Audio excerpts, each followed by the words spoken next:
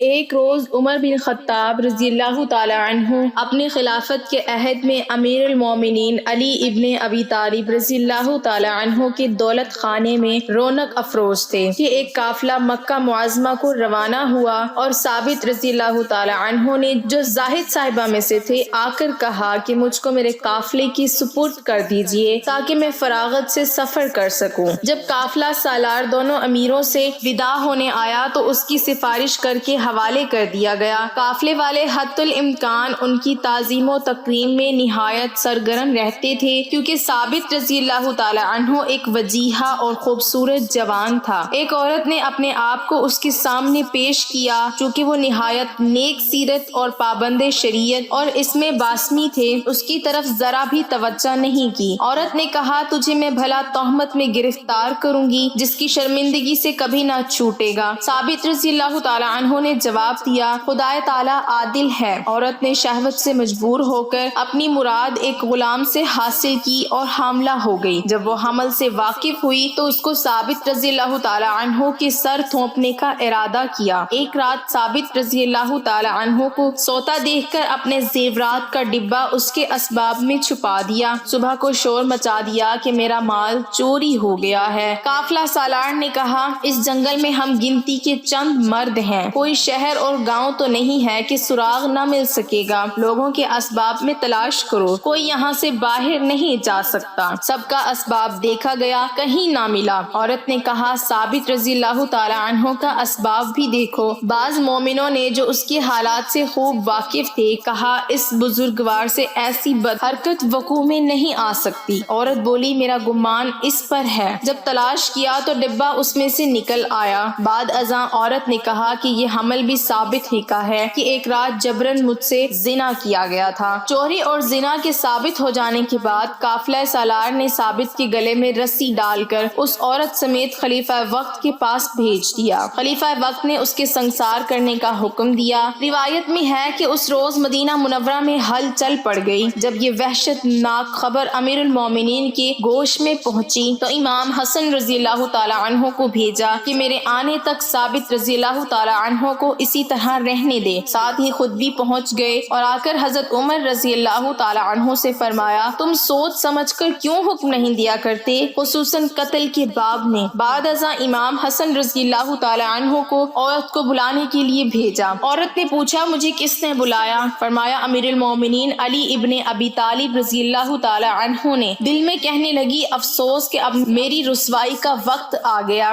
جب وہ حاضر ہوئی تو امیر المومنین نے فرمایا کہ مجھے پہچانتی ہے، میں علی ابن ابی طالب ہوں، میرے سامنے سچ سچ بیان کر دینا اور کوئی خلاف واقعہ نہ کہنا، بتا اصلی واقعہ کیا ہے اور یہ حمل کس کا ہے؟ وہ بولی ثابت کا اور خلیفہ زماں کے سامنے چوری ثابت ہو چکی ہے۔ جناب امیر نے دیکھا کہ عورت سچ نہیں۔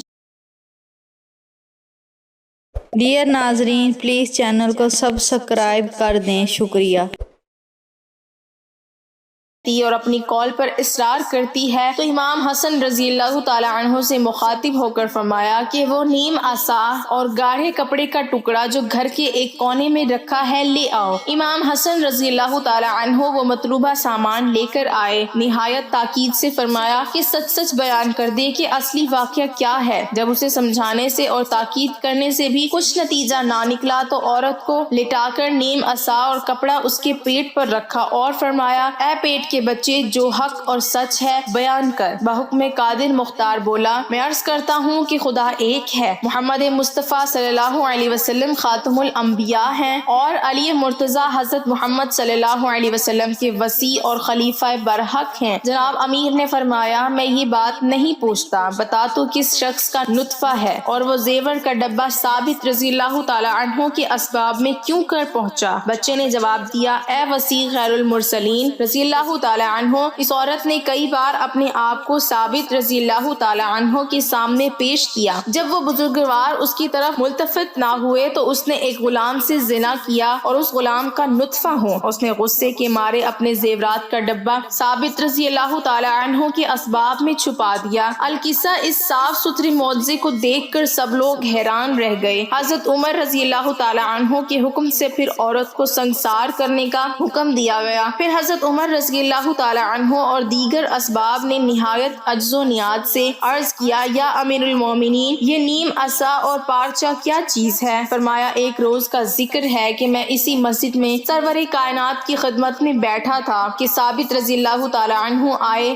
حضرت صلی اللہ علیہ وسلم نے نہایت لطف و مرحمت سے اس کی طرف دیکھ کر مجھ سے ارشاد فرمایا کہ ایک روز ثابت رضی اللہ تعالی عنہ کو ایک عورت زنا اور چوری کی تہمت لگائے گی، اس کے لیے سنسار کرنے کا حکم دیا جائے گا۔ میں نے عرض کیا کہ یا رسول اللہ صلی اللہ علیہ وسلم، اس کی خلاصی کی تدبیر کیا ہوگی؟ اس وقت یہ لکڑی اور کپڑے کا ٹکڑا مجھے دے کر فرمایا، جب اس قسم کا قصہ پیش آئے تو اس لکڑی اور کپڑے کو عورت کے پیٹ پر رکھنا، نطفہ جو رحم میں ہوگا کلام کرے گا اور جو کچھ ہوگا بیان کر دے گا۔ حضرت عمر رضی اللہ تعالی عنہ نے اٹھ کر امیر المومنین کے دونوں ابروں کے درمیان بوسہ لیا اور ان کے دونوں دستے مبارک اپنی آنکھوں پر پھیر کر فرمایا، خدا کی قسم یا علی، حضرت صلی اللہ علیہ وسلم کی حقیقی جانشی آپ ہی ہیں، نہ کہ کوئی اور۔ خدا تعالی عمر رضی اللہ تعالی عنہ کو آپ کے بغیر ایک لحظہ بھی اس دنیا میں نہ رکھے۔